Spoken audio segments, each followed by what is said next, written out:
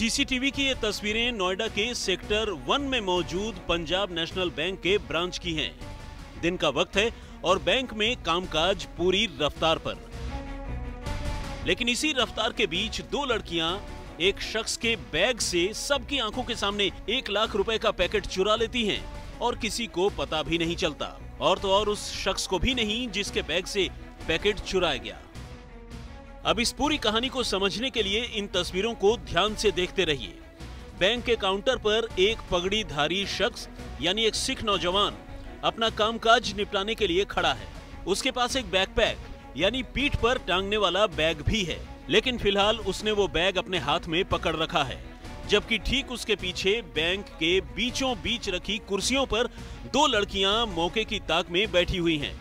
वो अपना शिकार ताड़ चुकी हैं, बस उन्हें सही घड़ी का इंतजार है और फिर वो घड़ी भी आ ही जाती है। कुछ कागजी खानापुरी के बाद वो नौजवान अपना बैग पीठ पर रख लेता है और जैसे ही वो बैग पीठ पर टांगता है, दोनों लड़कियां अचानक एक्टिव हो जाती हैं। वो उठती हैं और लड़के के पास जाकर खड़ी हो जाती हैं। इनमें से एक लड़की अपना शॉल उसकी बैग के ऊपर डाल देती है और सबकी आंखों के सामने खुलेआम कुछ इस अंदाज में उसके बैग से रुपयों का पैकेट निकाल लेती है और किसी को कुछ पता भी नहीं चलता। रुपए निकाल लिए जाने के बाद दोनों लड़कियां कितनी तेजी से बैंक से बाहर निकलती हैं, इन तस्वीरों में वो भी दिख रहा है। इसके आगे की तस्वीरें तो फिलहाल यहाँ नहीं हैं, लेकिन इसके बाद जब नौजवान बैग से रुपए निकालकर काउंटर पर बैठे क्लर्क को सौंपना चाहता है, बैग की हालत देखकर उसके होश फाख्ता हो जाते हैं। बैग का जिप खुला है और नोट गायब।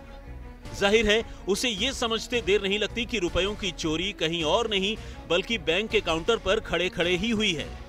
ऐसे में वो फौरन मैनेजर के पास जाकर अपनी शिकायत दर्ज करवाता है और जब बैंक के ऑफिसर सीसीटीवी फुटेज खंगालते हैं तो शक बिल्कुल सही निकलता है।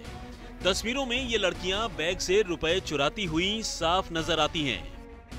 फिलहाल पुलिस ने इस सिलसिले में रिपोर्ट दर्ज कर ये सीसीटीवी फुटेज अपने कब्जे में ले ली है और उसे उम्मीद है कि जल्द ही कानून के हाथ गुनहगारों के गिरबान पर होंगे। वैसे आपको बता दें कि ये कोई पहला और इकलौता मामला नहीं है जब बैंकों में सीसीटीवी कैमरों के बावजूद यूं रुपयों की चोरी हुई। दिल्ली एनसीआर में ऐसी वारदातों की कोई कमी नहीं, लिहाजा जरूरत है सावधान और सतर्क रहने की।